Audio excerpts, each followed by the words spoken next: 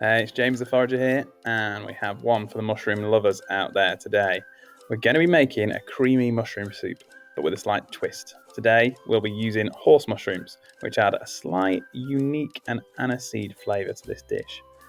We'll head out and we'll pick our horse mushrooms, don't worry, we've got a full ID guide on the website for this.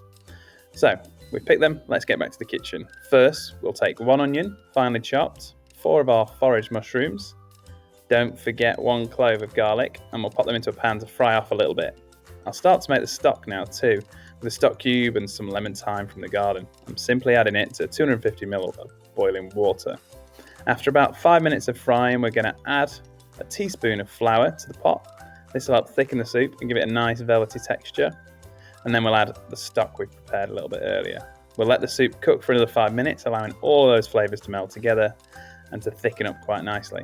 Now we need to remove the pot from the heat and blend it up.